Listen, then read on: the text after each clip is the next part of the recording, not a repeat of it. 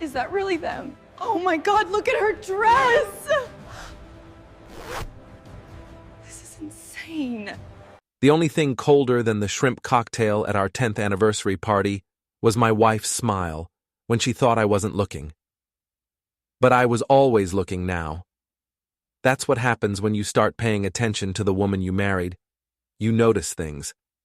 Like how Natalie's laugh got higher and breathier whenever Eric, her personal trainer, cracked one of his muscle-bound jokes, or how she'd check her phone every 5 minutes, her manicured fingers dancing across the screen with the urgency of a war correspondent. Before we dive deeper into this story, I have one small request. Please subscribe, drop a like, comment, and hit that hype button to boost this channel so more people can discover these incredible Reddit stories. Grant, honey, could you grab me another champagne? Natalie's voice carried that particular tone she used when she wanted me to disappear for a few minutes. Sweet on the surface, dismissive underneath. Like asking a waiter to refill your water glass. I'm Grant Avery, by the way, 41 years old, software developer, and apparently the kind of husband who gets sent on champagne runs at his own anniversary party. The Pine Valley Country Club was packed with our friends and neighbors, all dressed in their Saturday night best, all pretending this was a celebration worth celebrating.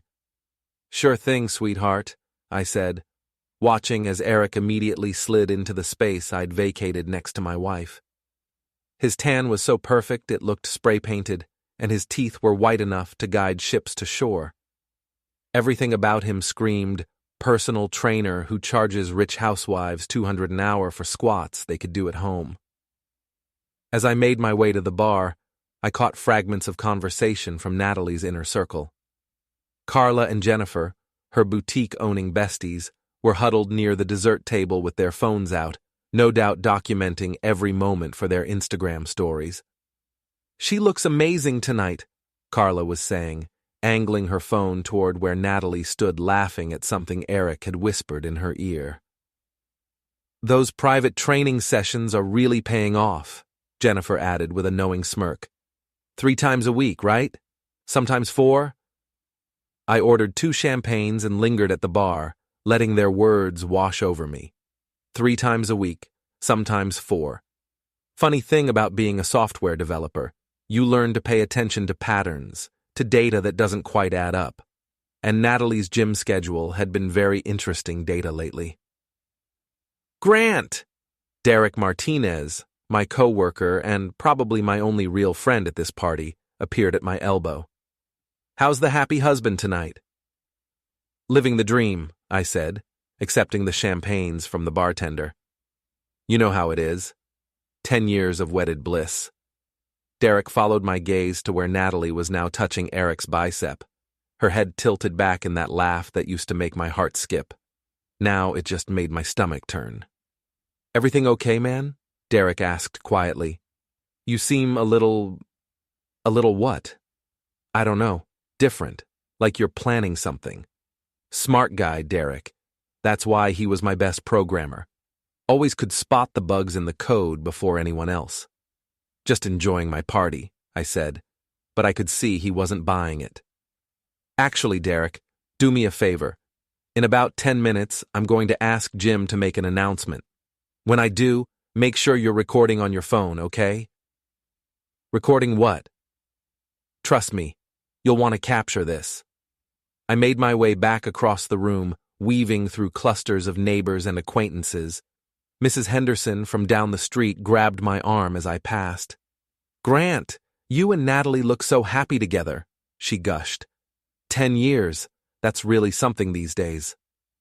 "It really is something," I agreed, watching my wife lean in closer to Eric, her hand now resting on his chest.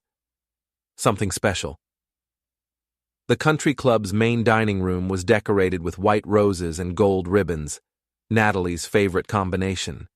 She'd spent weeks planning this party, coordinating with the caterers, selecting the perfect playlist, making sure every detail was Instagram-worthy. What she didn't know was that I'd been planning too. "There you are," Natalie said as I approached with her champagne. I was just telling Eric about that vacation we took to Cabo last year. Remember how you spent the whole time in the hotel room working on that project? I remember, I said, handing her the glass. I also remember you spending a lot of time at the resort gym, very dedicated to your fitness routine. Eric's laugh was as artificial as his tan. Well, you know what they say, consistency is key. Right, Nat? Nat. When had he started calling her Nat? Ladies and gentlemen, Jim Morrison, the country club's owner and master of ceremonies for the evening, tapped his knife against his champagne flute. If I could have your attention, please. The room quieted, faces turning toward the small stage where Jim stood with his microphone. This was it.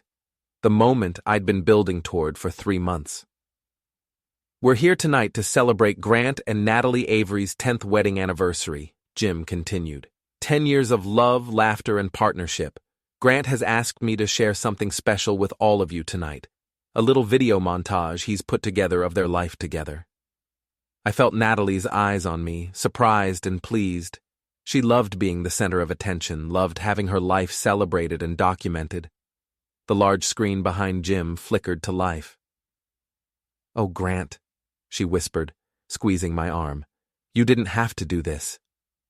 "Actually," I said, loud enough for the people around us to hear, "I really did."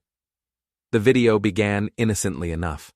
Wedding photos, vacation shots, pictures of our daughter Riley's birthday parties over the years.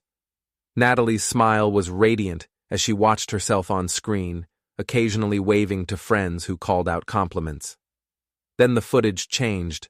The timestamp in the corner read 3 weeks ago.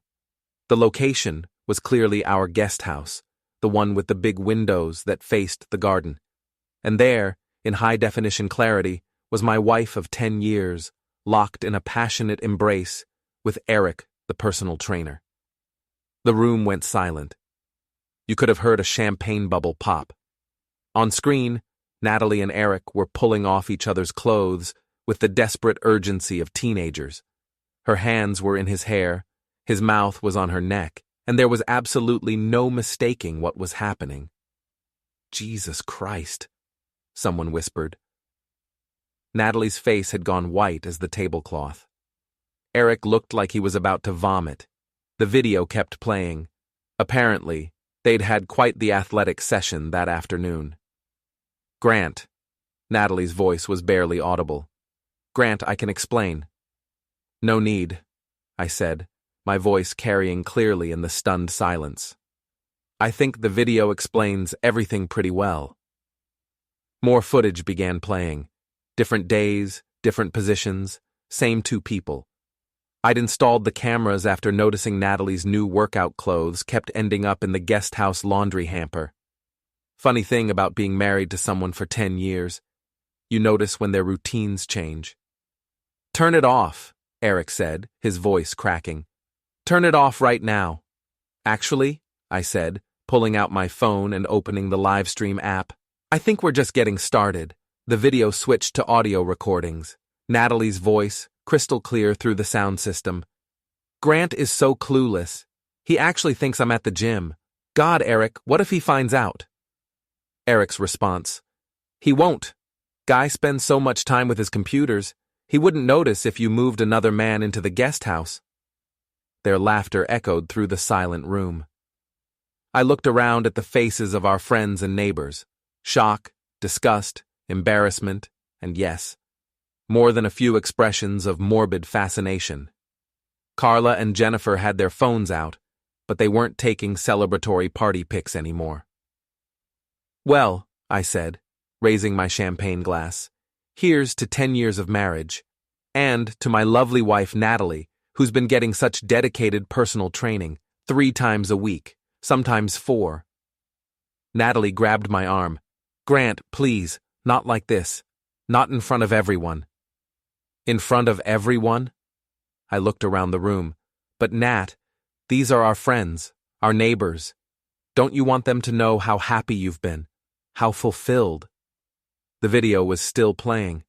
Now it showed text messages between Natalie and Eric, blown up large enough for everyone to read. Messages about when I'd be at work, when Riley would be at school, when the coast would be clear for their training sessions. Eric made a move toward the stage, probably to shut down the equipment, but Derek stepped into his path. Good old Derek. I think we should let it play, Derek said quietly. Don't you? This is insane, Eric said, but he didn't try to push past Derek. Smart move. Derek might be a programmer, but he spent his weekends rock climbing and looked like he could handle a pretty boy personal trainer. The final piece of footage was the most damning. It was from just 2 days ago, and it showed Natalie and Eric in our guest house again, but this time they were talking. How much longer are we going to keep this up? Eric was asking. Not much longer, Natalie replied. I'm already talking to a lawyer about the divorce. With Grant's income and the house, I'll get a nice settlement. Then we can be together properly. What about Riley? What about her? Grant can have custody if he wants. I'll be too busy with the boutique and our new life together. The room was so quiet, I could hear the air conditioning humming.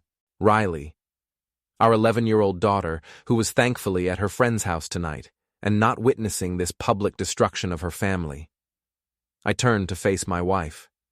Her face was streaked with tears now, her perfect makeup ruined. Grant, she whispered. Please.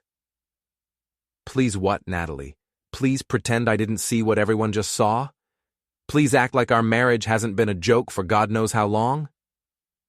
I looked out at our guests, all of them frozen like mannequins in their party clothes. Thank you all for coming tonight, I said, my voice steady and calm. I hope you enjoyed the show. There's an open bar for another hour, so please stay and celebrate. Celebrate honesty, celebrate truth, celebrate the end of a marriage built on lies. I set down my champagne glass and walked toward the exit. Behind me, I could hear the chaos beginning, voices rising, chairs scraping, phones ringing as people started making calls to spread the news. Grant! Natalie called after me. Grant, wait! I paused at the door and turned back one last time. She was standing in the middle of the room, surrounded by the wreckage of her reputation, her face desperate and pleading. Happy anniversary, sweetheart, I said. I hope it was everything you dreamed it would be. Then I walked out into the cool evening air, leaving behind 10 years of marriage and stepping into whatever came next. By Sunday morning, the entire town of Pine Valley knew about Natalie's affair. I knew this because my phone had been ringing nonstop since 6 a.m., and because when I drove to the coffee shop on Main Street, every conversation stopped when I walked in. Grant, said Betty, the owner, her voice full of sympathy. The usual? Actually, make it a large today, I said. I have a feeling I'm going to need the caffeine. As she prepared my coffee, I could feel the eyes of every customer in the place on me. Pine Valley was the kind of town where everyone knew everyone else's business, but usually they had to work a little harder to get the good gossip. I'd served it up on a silver platter. My phone buzzed with a text from Derek. Dude, you're trending on Facebook. Trust Pine Valley anniversary. Also, Natalie's been calling me looking for you. I typed back, let her call. I'm not hiding. And I wasn't. I'd driven straight home after the party last night, packed a bag, and checked into the Hampton Inn on the other side of town. Not because I was running away, but because I wanted Natalie to come home to an empty house. I wanted her to feel, for just one night, what it was like to be alone. Here you go, Betty said, sliding the coffee across the counter. And Grant? Good for you. I looked at her, surprised. Good for me? For standing up for yourself. That woman's been treating you like dirt for years. Everyone could see it. Everyone could see it. Interesting. I'd thought I was the only one who'd been blind. My phone rang. Natalie. I let it go to voicemail, then played the message on speaker, not caring who heard. Grant, please call me back. I know you're angry, but we need to talk. This is our marriage, our family. We can work through this. Please don't throw away 10 years over one mistake. I love you. Call me. One mistake. I almost laughed. The video I'd shown last night covered 3 months of surveillance, 3 months of mistakes. Betty shook her head. One mistake, my foot. That girl's been running around on you for at least a year, maybe longer. How do you know that? Honey, this is Pine Valley. I see everything from this window. Your wife's been meeting that trainer at the Sunset Motel every Wednesday for months. I figured you knew and just didn't care. The Sunset Motel, a pay-by-the-hour establishment on the outskirts of town. Classy. I was about to respond when the bell above the door chimed and Carla walked in. Natalie's best friend, partner in gossip, and co-conspirator in all things social media. She saw me and hesitated, clearly debating whether to turn around and leave. Carla, I said pleasantly, how are you this morning? She approached the counter cautiously, like I might explode. Grant, I just want you to know that I had no idea. About Natalie and Eric. If I'd known, I would have told you. Would you have? Of course. You're our friend too. I studied her face. Carla had always been a terrible liar. Her tells were obvious. She touched her nose when she was being dishonest, and right now her finger was practically glued to her nostril. That's interesting, I said, because I have some audio recordings of you and Jennifer discussing Natalie's private training sessions at your book club last month. You seemed pretty aware of what those sessions involved. The color drained from her face. Grant, It's okay, Carla. I understand. Girl code, right? Sisters before misters. I get it. It's not like that. Isn't it? I pulled out my phone and scrolled to a voice memo.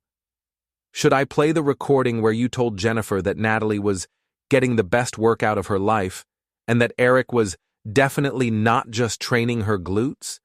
Because I have it right here. Carla's mouth opened and closed like a fish.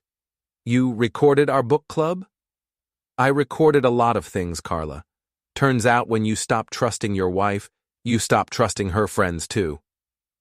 She looked around the coffee shop, realizing that everyone was listening to our conversation. In a town like Pine Valley, this exchange would be repeated in every kitchen and backyard by noon. I should go, she said. Probably a good idea. Oh, and Carla? You might want to call Jennifer and let her know that her husband's been asking around about divorce lawyers. Apparently some husbands don't appreciate it when their wives help cover up affairs. That was a bluff. I had no idea what Jennifer's husband was doing. But the look of panic that crossed Carla's face told me I'd hit a nerve. Interesting. After she left, Betty refilled my coffee without being asked. You know, she said, I've been running this place for 20 years, and I've seen a lot of marriages fall apart. Most of the time, the husband just takes it, moves out quietly, pays his alimony, sees his kids every other weekend. But you... She smiled. You're handling this different. Different how? You're fighting back. Smart fighting, not stupid fighting. I like it.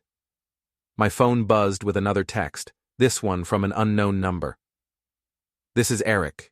We need to talk. Meet me at the gym at 2. I showed the message to Betty. What do you think? Should I go? Absolutely. But maybe bring a friend. That boy's got muscles, but he doesn't strike me as the type to fight fair. Good advice. I texted Derek. Want to come watch me have a conversation with Eric at 2? Might be entertaining. His response was immediate. Wouldn't miss it for the world. I spent the rest of the morning driving around Pine Valley, amazed at how different the town looked when you weren't pretending everything was fine.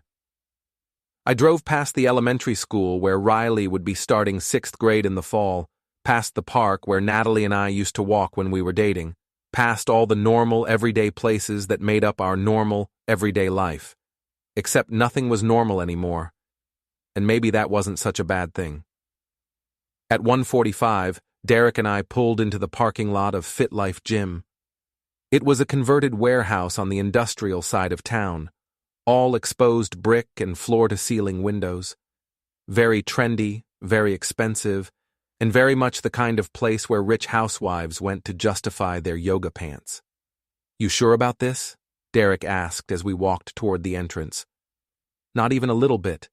but I'm curious to hear what he has to say. Eric was waiting for us in the main workout area, pacing back and forth like a caged animal. He'd clearly been there for a while. His hair was disheveled, and there were sweat stains on his shirt despite the air conditioning. "Grant," he said when he saw me. "Thanks for coming." "Eric, you said we needed to talk. So talk." He glanced at Derek. "This is kind of private." "Derek stays," I said. "He's my witness, in case you decide to do something stupid." Eric's jaw tightened, but he nodded. "Look, man, I know you're pissed. You have every right to be. But what you did last night, that was brutal. You humiliated Natalie in front of the entire town." I showed people the truth. If Natalie feels humiliated, maybe she should have thought about that before she started screwing around. It's not that simple. Actually, it is exactly that simple. You were sleeping with my wife. She was lying to me. Pretty straightforward. Eric ran his hands through his hair. "You don't understand. Natalie and I, we're in love. Real love. What you two had, that wasn't a marriage anymore. It was just existing." I felt Derek tense beside me, probably sensing that Eric was about to say something really stupid. "So you did me a favor?" I asked. "Is that what you're saying?" "I'm saying that Natalie deserves to be happy. She deserves to be with someone who appreciates her, who makes her feel alive. When's the last time you two went on a real date? When's the last time you surprised her with anything? When's the last time I caught her cheating on me with a personal trainer who charges $200 an hour to count to 10? Oh wait, that was last night." Eric's face flushed. "You think this is funny?" "I think it's hilarious. You want to know what's really funny, Eric? I know about the Sunset Motel. I know about the Wednesday afternoon sessions. I know about the credit card you've been using to pay for those sessions, the one that's registered to your business, which means it's all tax deductible. You've been writing off your affair with my wife as a business expense." The look on Eric's face was worth every penny I'd paid the private investigator. "How do you—" "I'm a software developer, Eric. I know how to find information.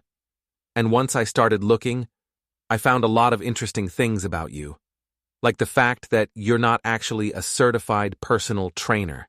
Like the fact that you've been using this gym's equipment to make private workout videos that you sell online.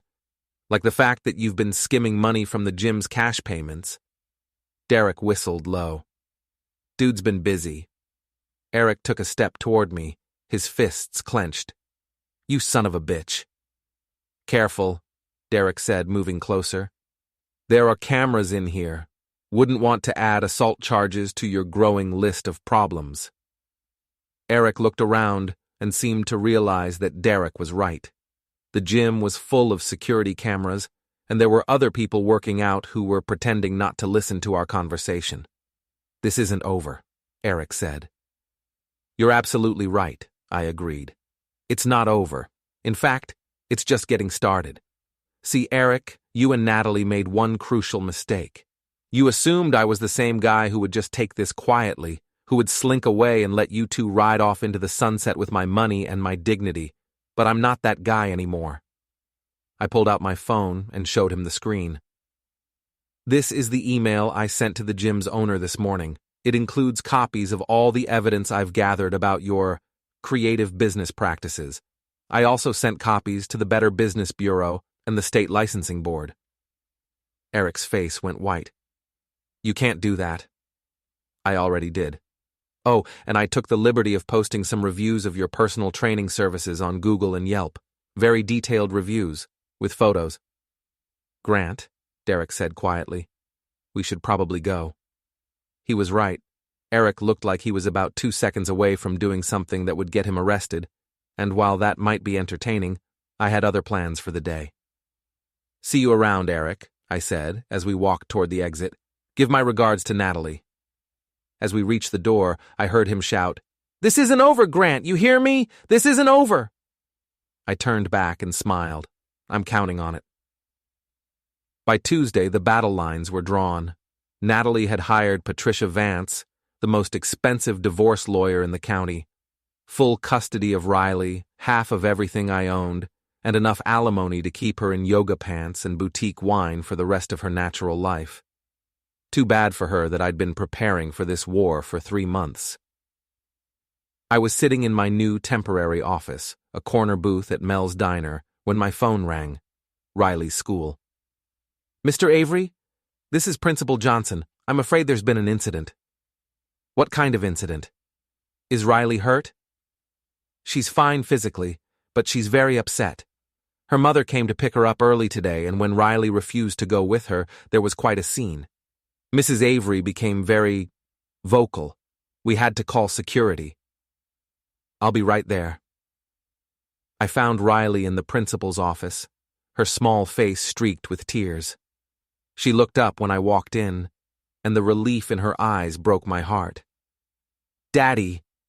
She launched herself into my arms, and I held her tight, breathing in the familiar scent of her strawberry shampoo. "It's okay, baby. I'm here." "Mom was acting really weird," Riley whispered. "She kept saying we needed to go away for a while, that you were trying to hurt her. But you wouldn't hurt anyone, would you, Daddy?"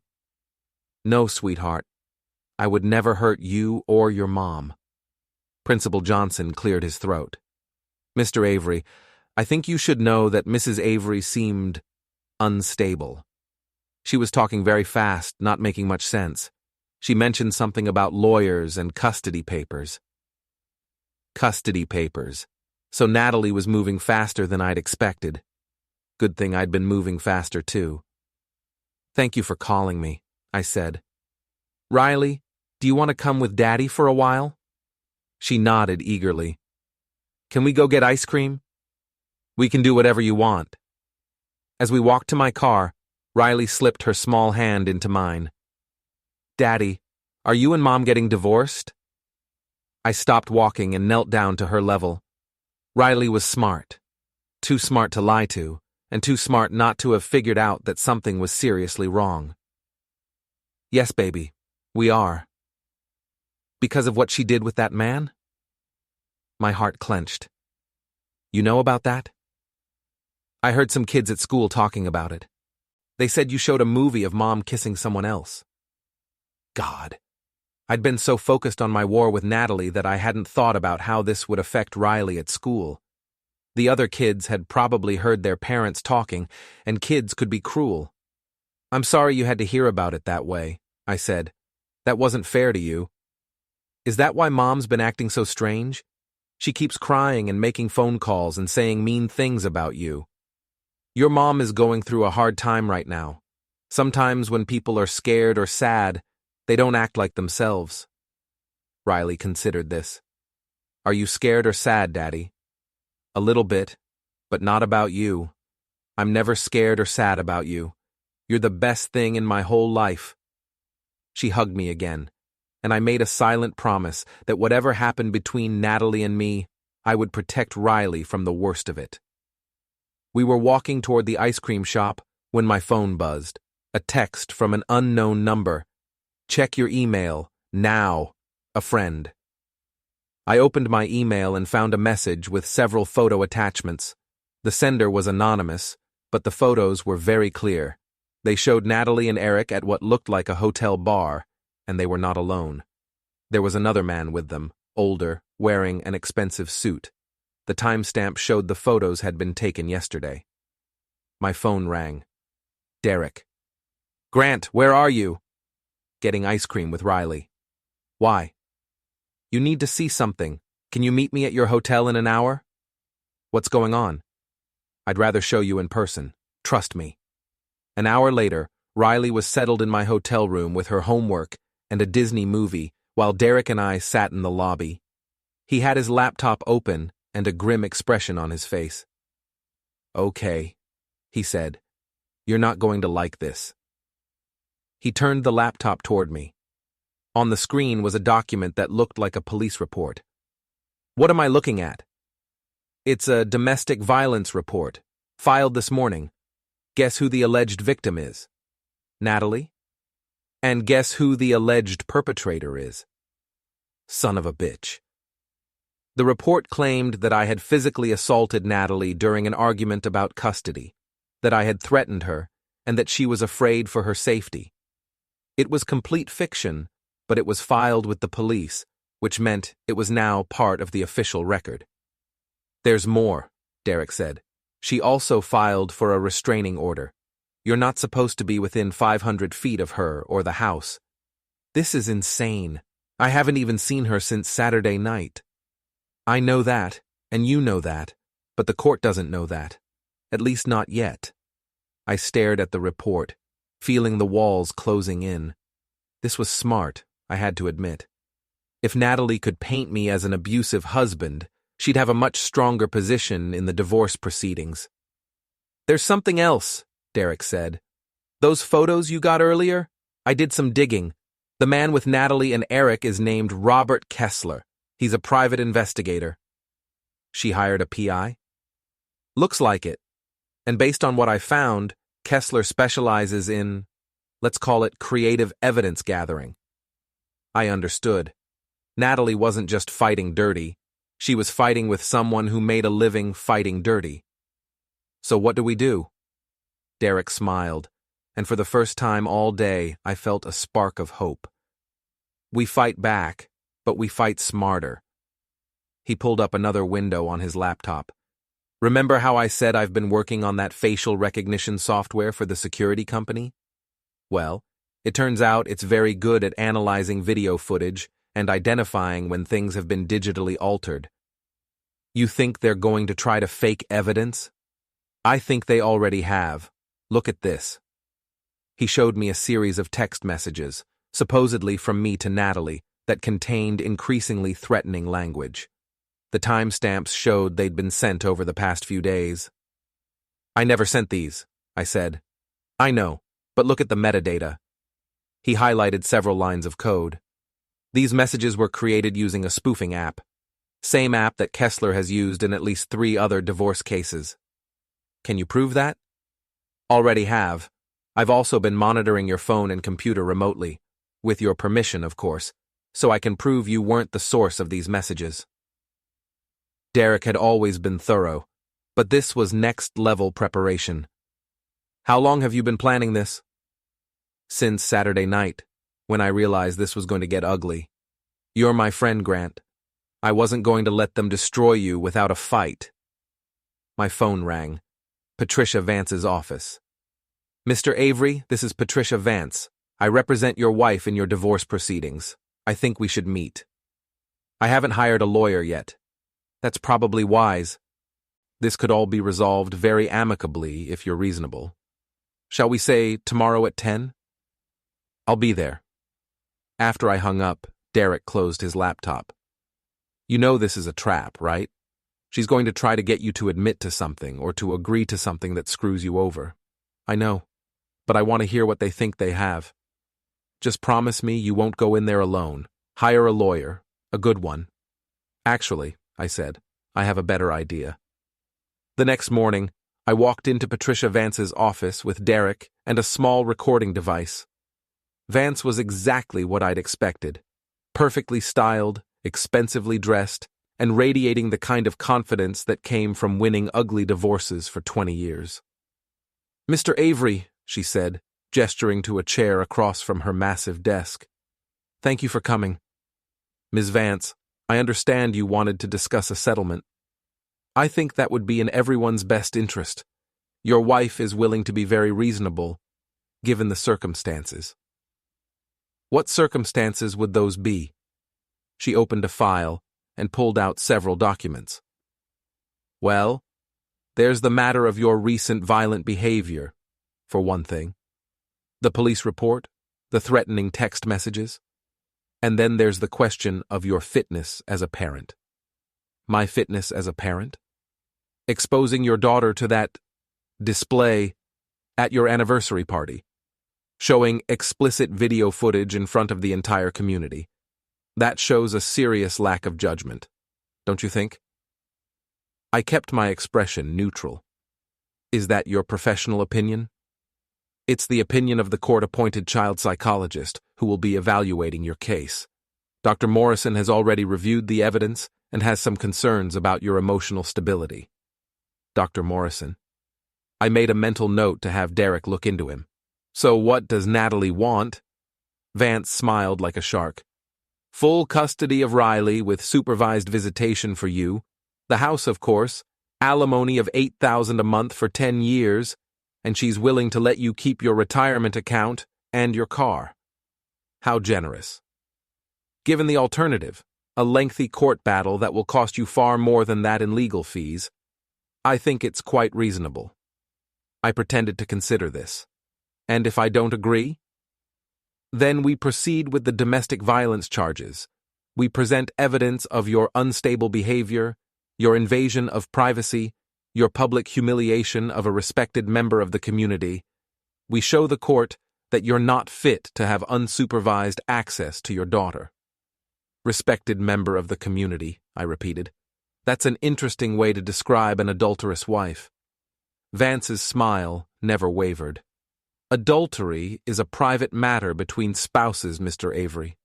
What you did, the public humiliation, the violation of privacy, the threatening behavior, those are matters of public safety.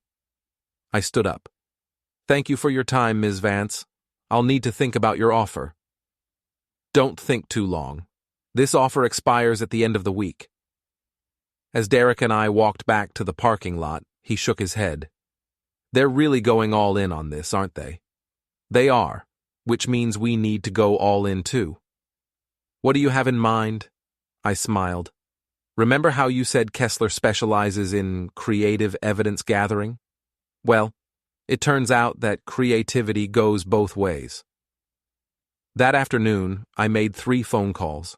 The first was to a lawyer, not a divorce lawyer, but a criminal defense attorney who specialized in fraud cases. The second was to a journalist I'd found through Derek's contacts, someone who covered corruption and legal misconduct. The third was to the State Bar Association's ethics hotline. By Friday, I was ready to make my counteroffer. Friday morning arrived gray and drizzly, which felt appropriate for what I was about to do. I'd spent the week gathering intelligence, building my case, and preparing for what Derek had started calling Operation Scorched Earth. The meeting was set for 10 a.m. at Patricia Vance's office, but this time I wasn't going alone. I'd hired Marcus Webb, a criminal defense attorney with a reputation for destroying corrupt cops and crooked lawyers. Webb was expensive, but he was exactly the kind of vicious legal mind I needed for what was coming. You sure about this? Derek asked as we sat in Webb's Mercedes outside Vance's building. Once we go in there, there's no taking it back. I'm sure, I said. They want to play dirty? Let's see how they like it when someone plays dirtier. Webb checked his watch. Showtime. Patricia Vance's confidence was already showing cracks when we walked into her office. She'd been expecting me to come crawling back, ready to accept her terms. Instead, she got me, my criminal defense attorney, and Derek carrying a laptop bag that might as well have been labeled evidence. Mr. Avery, she said, her smile tight, I see you've brought representation. Marcus Webb, my lawyer said, not offering to shake hands. I represent Mr. Avery in all matters related to this divorce and the criminal charges your client has filed. Criminal charges? The false police report, the fabricated text messages, the attempted extortion. Should I continue? Vance's face went pale, but she recovered quickly. I'm afraid I don't know what you're talking about. Webb opened his briefcase and pulled out a thick folder. Let's start with Robert Kessler, the private investigator your client hired. Are you familiar with his work? Mr. Kessler is a licensed private investigator with an excellent reputation. Had an excellent reputation, Webb corrected, until yesterday when he was arrested for evidence tampering in the Henderson divorce case. Turns out, he's been fabricating text messages and doctoring photos for quite some time. The state police are very interested in talking to all of his recent clients. I watched the color drain from Vance's face. She tried to maintain her composure, but her hands were shaking slightly as she reached for her water glass. That has nothing to do with... It has everything to do with this case, Webb interrupted. Because we have evidence that Kessler created fake text messages purporting to be from my client. Messages that were then used as the basis for a false police report. Derek opened his laptop and turned it toward Vance. This is a forensic analysis of the metadata from those text messages. They were created using spoofing software on a device registered to Robert Kessler. We also have GPS data showing that Mr. Kessler was nowhere near Mr. Avery's location when these messages were allegedly sent. Vance was no longer pretending to be calm. Even if that's true, it doesn't change the fact that your client publicly humiliated. My client exposed his wife's adultery using legally obtained evidence from cameras installed on his own property, Webb said. There's nothing illegal about that. What is illegal is filing a false police report, which is a felony in this state. I leaned forward. Patricia, can I call you Patricia? Here's what's going to happen. You're going to call the district attorney's office and tell them that your client made a mistake, that she was emotional and confused, and that she wants to withdraw the complaint. And why would I do that? Because if you don't, Webb said, we're going to file criminal charges against both your client and you for conspiracy to commit fraud. We're also going to file a complaint with the state bar alleging that you knowingly used fabricated evidence in a legal proceeding. Derek turned his laptop around again. We've also been monitoring Natalie's communications. Did you know she's been coordinating with Eric to hide assets? They opened a joint bank account last week and transferred $30,000 from the boutique's business account. That was news to me. But Derek had been busy while I'd been playing the grieving husband. I made a mental note to give him a raise. Vance was starting to look desperate. You can't prove any of that. Actually, we can, I said. See, Patricia, you made the same mistake Natalie did. You assumed I was just some boring software developer who would roll over and play Gone. But boring software developers have very particular skills. We know how to find information. We know how to trace digital footprints. And we know how to build airtight cases. I pulled out my phone and opened a voice recording app. This is a conversation between Natalie and Eric from 3 days ago. They were planning to claim that I'd hidden assets in offshore accounts that don't actually exist. They were going to fabricate bank statements and claim I'd been planning this divorce for years. I pressed play. Natalie's voice filled the room. If we can make it look like Grant's been hiding money, I can claim he was planning to leave me with nothing. Patricia says that would give us leverage for a bigger settlement. Vance's voice came through clearly. The key is making it look like a pattern of deceptive behavior. If we can show that he's been planning this, that the anniversary party was just part of a larger scheme to destroy Natalie's reputation, we can paint him as the real villain here. The recording continued for another 2 minutes, laying out their entire strategy in detail. By the time it ended, Patricia Vance looked like she was going to be sick. How did you... Natalie's been calling you from the guest house, I said. The same guest house where I installed surveillance equipment. The same equipment that's been recording every conversation for the past 3 months. Did you really think I'd only been watching for the affair? Webb smiled like a predator who'd cornered his prey. So here's our counteroffer, Patricia.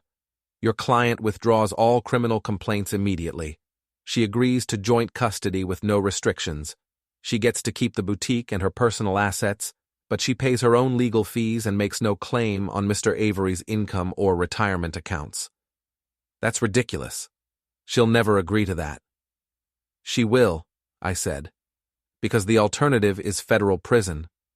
See, when Natalie and Eric started moving money around to hide assets, they used electronic transfers across state lines. That makes it wire fraud, which is a federal crime. The FBI takes a very dim view of wire fraud, especially when it's combined with conspiracy and evidence tampering.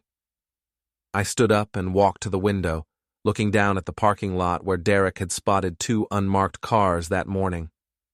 In fact, I believe there are federal agents in your parking lot right now, waiting to see how this meeting goes. That was a bluff, but Vance didn't know that. She was looking increasingly panicked, her professional composure completely shattered. You can't be serious. Absolutely serious, Webb said. Your client has 48 hours to accept our terms. After that, we file criminal charges and let the chips fall where they may. We were almost to the door when Vance called out, "Wait, what about the public humiliation? What about what he did to her reputation?" I turned back. What about it? She destroyed her own reputation when she decided to cheat on her husband. I just made sure everyone knew about it. That's not how the court will see it. Patricia, I said, my voice gentle but firm, there isn't going to be a court. Because in 47 hours and 58 minutes, your client is going to realize that she has two choices: take our deal or spend the next 5 to 10 years in federal prison, and even Natalie isn't stupid enough to choose prison. As we walked out of the building, Derek was practically bouncing with excitement. Holy shit, Grant! Did you see her face? I thought she was going to pass out. Phase 1 complete, Webb said, checking his phone. Now we wait and see if they're smart enough to fold. And if they're not? Webb's smile was cold. Then we destroy them. That evening, I was having dinner with Riley at the hotel restaurant when my phone rang. Natalie. Grant, we need to talk. I'm having dinner with our daughter. Can it wait? No, it can't wait. Meet me at the house in an hour. I can't. Restraining order, remember? There was a long pause. I'm withdrawing the restraining order. That's nice. I'm still not coming to the house. If you want to talk, we can meet somewhere public. Fine. The coffee shop on Main Street. 1 hour. She hung up before I could respond. Riley looked up from her chicken fingers. Was that Mom? Yes, sweetheart, she wants to talk. Are you going to? I think I have to. Riley nodded solemnly. Just remember, Daddy, she's really good at making people feel sorry for her. Don't let her trick you. Out of the mouths of babes. An hour later, I walked into Betty's coffee shop to find Natalie sitting in a corner booth, looking like she'd aged 5 years in the past week. Her usually perfect hair was pulled back in a messy ponytail, her makeup was minimal, and she was wearing jeans and a sweatshirt instead of her usual designer outfits. Grant, she said as I approached. Thank you for coming. Natalie. I sat down across from her, noting the dark circles under her eyes and the way her hands shook slightly as she lifted her coffee cup. I want you to know, she said, that I never meant for things to go this far. The police report, the restraining order, that wasn't my idea. Whose idea was it? Patricia's and Robert's. They said it was the only way to protect myself, to make sure I didn't lose everything. So you decided to try to destroy me instead. She looked down at her hands. I was scared, Grant. When you showed that video, when everyone saw, I panicked. I thought my life was over. Your life isn't over, Natalie. Your marriage is over. There's a difference. Is there? This town, these people, they'll never forgive me. I can't go anywhere without people staring, whispering. The boutique is hemorrhaging customers. My friends won't return my calls. Welcome to consequences, I said. They're a bitch, aren't they? She looked up at me, tears starting to form in her eyes. When did you become so cruel? When I found out my wife was cheating on me with her personal trainer and planning to take me for everything I was worth. Funny how that changes a person's perspective. I never wanted to hurt you. But you did hurt me, Natalie. You hurt me every day for months, maybe years. Every lie, every fake smile, every time you came home from one of your training sessions and kissed me hello. You were hurting me. The only difference is that now you have to face the consequences. She wiped her eyes with a napkin. What do you want from me, Grant? What will it take to end this? I want you to accept the deal my lawyer offered. Joint custody, no alimony, no claims on my assets, clean break. And if I do that, you'll call off your dogs? You'll stop trying to send me to prison? I'll stop pursuing criminal charges, yes. But I can't control what the federal investigators do. They tend to take wire fraud pretty seriously. She stared at me for a long moment. You really have changed, haven't you? The Grant I married would never have been this calculating. The Grant you married trusted you. He believed in you. He thought his wife was his partner, not his enemy. But you eliminated that grant, Natalie. What you're seeing now is what's left. She nodded slowly, seeming to understand that the man sitting across from her was not the same man she'd married 10 years ago. I'll take the deal, she said quietly. But I want one thing in return. What's that? I want you to promise me that Riley will never see those recordings. Whatever happens between us, she doesn't need to know the details of what I did. I considered this. Riley was smart enough to know that her parents were getting divorced, and she'd already heard rumors at school, but she didn't need to see the explicit evidence of her mother's betrayal. Agreed, I said. As long as you stick to the deal. I will. We sat in silence for a moment, the weight of our failed marriage settling between us like a physical presence. For what it's worth, Natalie said finally, I did love you. Maybe not the way I should have, but I did love you.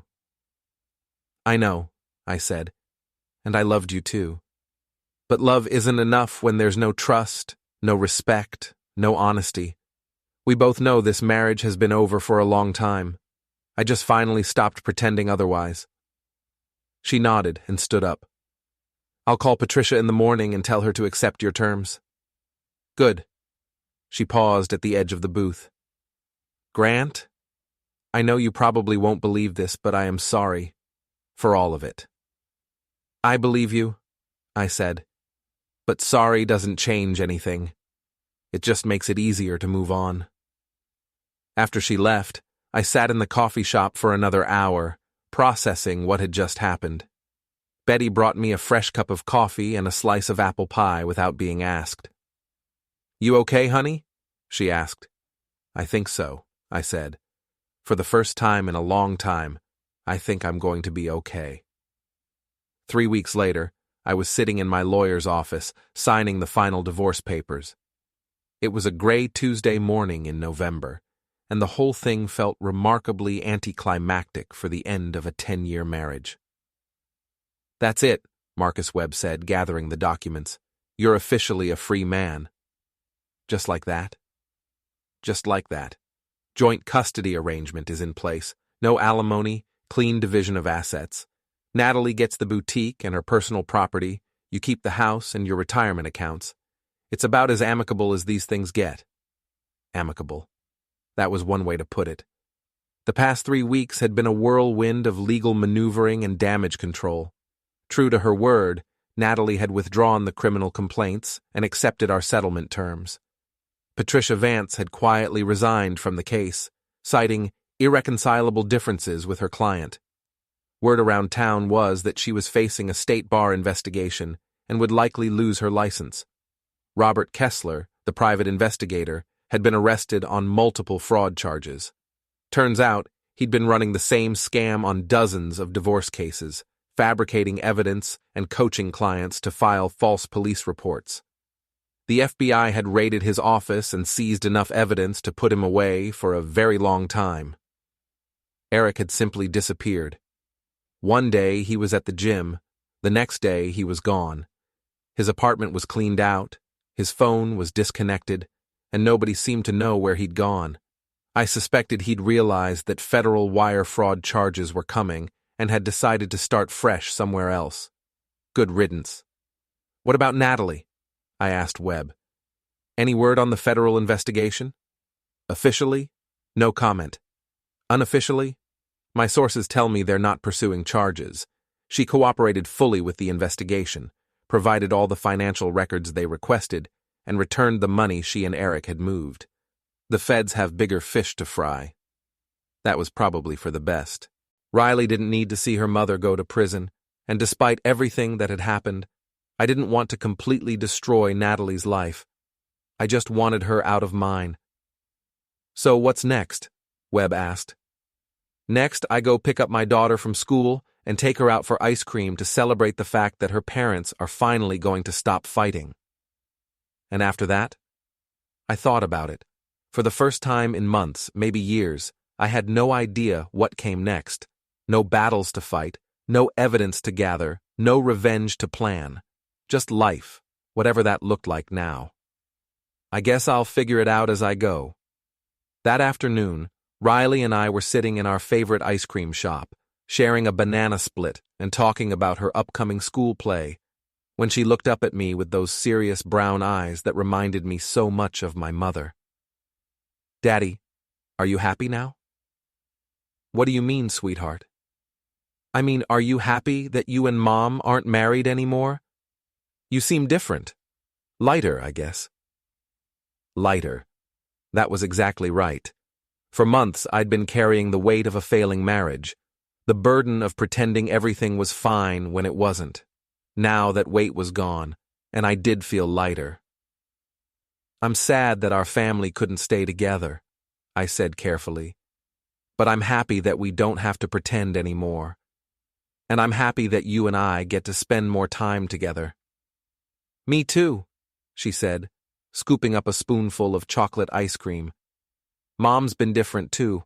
Sadder, but also, I don't know, more real, I guess. Like she's not trying so hard to be perfect all the time." "That's probably good for her. Do you think she'll be okay? Without you, I mean?" I considered the question. Natalie was a survivor. She always had been. She'd rebuild her reputation, find new friends, maybe even find someone who could make her genuinely happy instead of just providing financial security. "I think your mom is stronger than she realizes," I said. "She'll be fine." "And you? Will you be fine?" I looked at my daughter, this amazing little person who'd somehow managed to stay grounded and wise despite watching her parents' marriage implode in spectacular fashion. "Yeah, kiddo, I think I will be."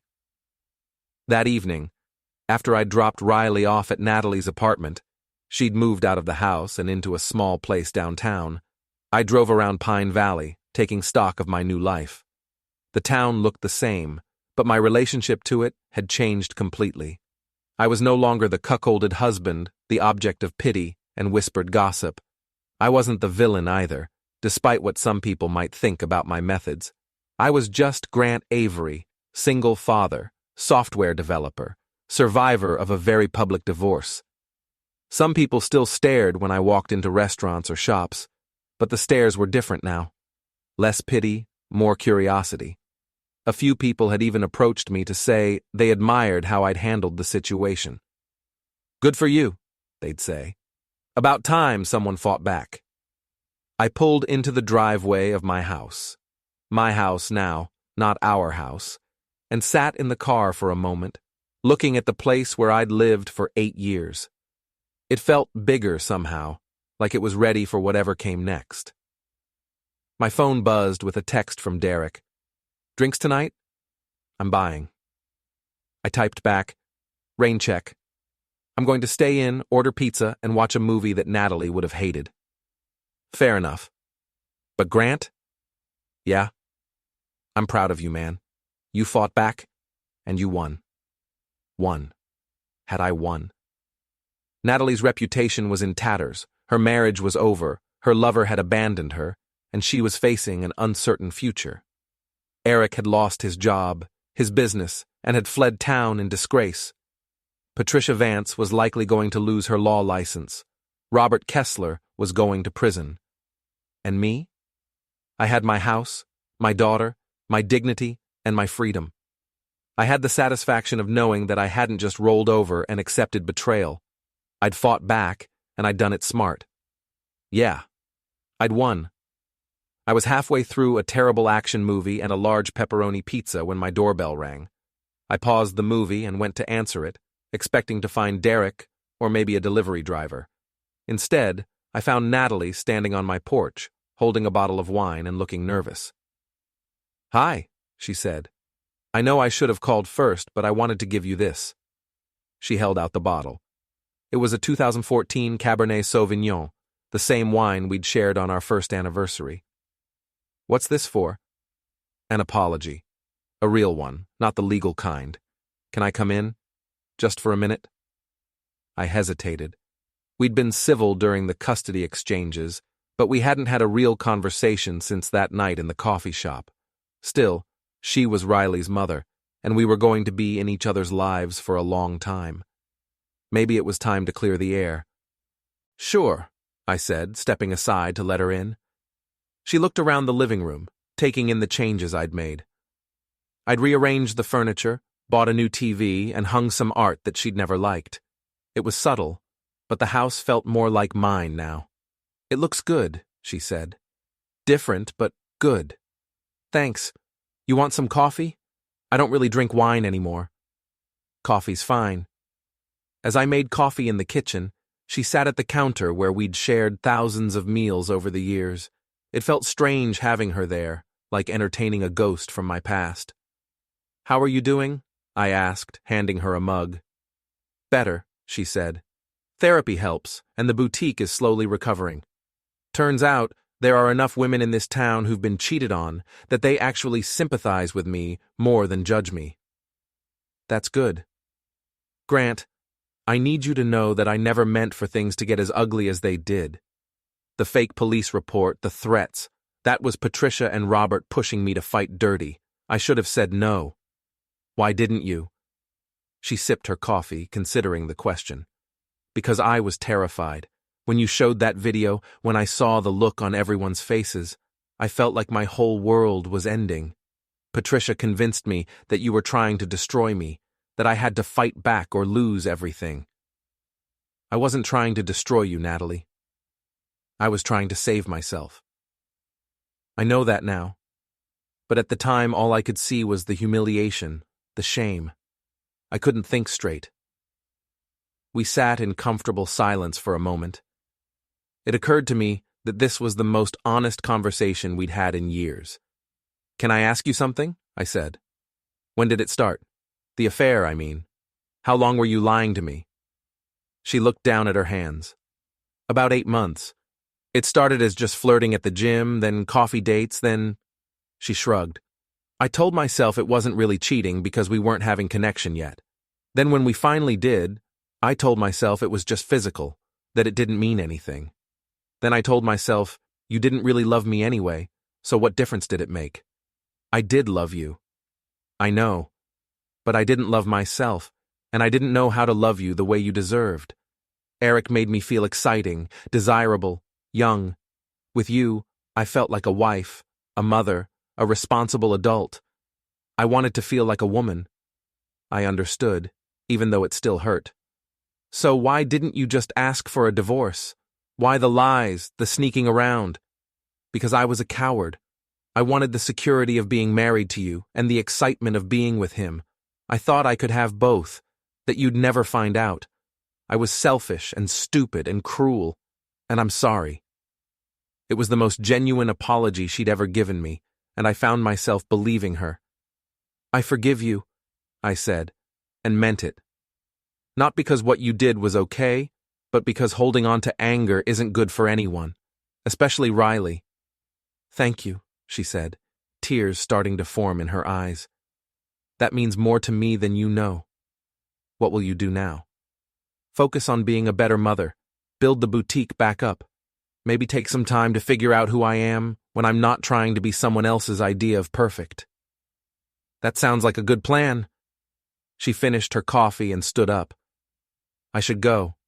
But Grant, for what it's worth, I think the man you've become through all this, the one who fought back, who refused to be a victim, I think he's pretty amazing. I just wish I'd been smart enough to appreciate him when I had the chance.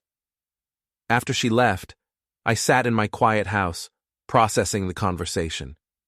It felt like closure, like the final chapter of our marriage had finally been written. I picked up my phone and scrolled through my contacts, looking for Derek's number. Then I stopped. For the first time in months, I didn't need to call anyone, didn't need to plan anything, didn't need to fight anyone. I was free. I finished my pizza, watched the rest of the terrible movie, and went to bed in my own house, in my own bed, with no one to answer to but myself. And for the first time in years, I slept like a baby. 6 months later, I was coaching Riley's softball team when I saw her. She was sitting in the stands with a man I didn't recognize, cheering for Riley as she slid safely into second base. The man was age-appropriate, casually dressed, and seemed genuinely interested in the game. More importantly, He was making Natalie laugh, not the fake, performative laugh I'd grown to hate, but a real, genuine laugh. After the game, Riley ran over to them, and I watched as Natalie introduced her to the man. Riley shook his hand politely, then ran back to me. "Who's that?" I asked. "Mom's friend David. He's a teacher at the high school. He seems nice." "Good for her. Are you okay with it? Mom dating someone new?" I thought about it. A year ago, the idea of Natalie with another man would have filled me with rage and jealousy. Now, I felt nothing but mild curiosity and, surprisingly, a little bit of relief. If Natalie was happy, truly happy, maybe she'd stop trying to find that happiness in destructive ways. "I'm okay with it," I said, "as long as he's good to you and good to your mom." "He brought me a book about softball strategy," Riley said, "and he didn't try too hard to be my friend, you know? He just treated me like a regular person." High praise from an 11-year-old. As we packed up the equipment, Derek jogged over from the parking lot. "Great game, Coach. Riley's really improving." "She gets that from her mother," I said. "Natalie was always athletic." "Speaking of mothers," Derek said with a grin, "I have some news. Sarah and I are engaged." "Derek, that's fantastic!" I grabbed him in a bear hug. Sarah was a kindergarten teacher he'd been dating for 6 months, and she was perfect for him, smart, funny, and patient enough to deal with his tendency to explain everything in programming terms. "We're thinking about a small wedding in the fall. You'll be my best man, right?" "I'd be honored." As Riley and I drove home, she was unusually quiet. Finally, she spoke up. "Daddy, do you think you'll get married again someday?" "I don't know, sweetheart. Maybe, if I meet the right person." "What would the right person be like?" I thought about it. "Someone who's honest, someone who likes me for who I am, not who she wants me to be. Someone who makes me laugh, someone who would be good to you." "That sounds nice. What about you? Are you okay with Mom dating David?" "I think so. He makes her happy, and when Mom's happy, she's nicer to everyone. Plus, he knows a lot about baseball." "Softball. Same thing." We pulled into our driveway, and I looked at the house that had become truly ours over the past few months. I'd painted the exterior, landscaped the yard, and turned Natalie's old office into a proper gaming room for Riley. It felt like home in a way it hadn't for years. "Daddy?"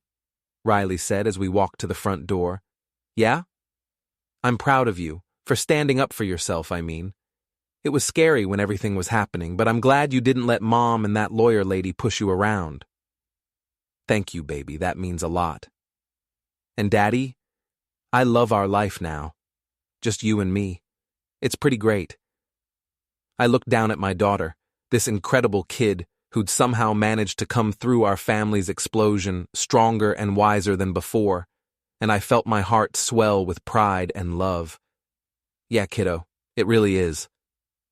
That night, after Riley was asleep, I sat on my back porch with a beer, looking up at the stars and thinking about the past year. I'd lost a marriage, but I'd gained something too: self-respect, the knowledge that I could fight for myself when I needed to, and a relationship with my daughter that was stronger than ever. My phone buzzed with a text from an unknown number. "Grant, this is Patricia Vance. I wanted to apologize for my conduct during your divorce proceedings. I've left the practice of law and am working to make amends for the harm I caused. I hope you can forgive me." I stared at the message for a long moment, then deleted it without responding. Some apologies were too little, too late. Another text came in, this one from Derek. "Saw the news about Eric. Thought you should know." I opened the link he'd sent. It was a brief news article from a paper in Florida. Local fitness instructor arrested on fraud charges. The mugshot showed Eric looking considerably less tan and confident than he had in Pine Valley. Apparently, he'd tried to run the same scam in his new town, seducing married women and then blackmailing their husbands. This time, He'd picked the wrong mark. The husband he'd tried to blackmail was a retired FBI agent. I couldn't help but smile. Karma really was a bitch. I finished my beer and went inside, checking on Riley one more time before heading to bed. She was sleeping peacefully, her softball glove on the nightstand next to a stack of books. Tomorrow was Saturday, which meant pancakes and cartoons and maybe a trip to the bookstore. Simple pleasures, the best kind. As I got ready for bed, I caught sight of myself in the bathroom mirror. I looked different than I had a year ago. Older, maybe, but also more confident, more at peace. The man looking back at me was someone who'd been tested and had come through stronger. I brushed my teeth, turned off the lights, and climbed into bed. Outside, Pine Valley was quiet, the kind of small-town quiet that used to make me feel trapped, but now made me feel safe. I closed my eyes and smiled. Tomorrow would bring whatever it brought, but tonight I was exactly where I wanted to be. In my own house, in my own bed, with my daughter sleeping safely down the hall, and the knowledge that I'd fought for my dignity and won. It had been a hell of a year, but I'd survived it. More than survived, I'd thrived. And that was worth more than any marriage built on lies could ever be.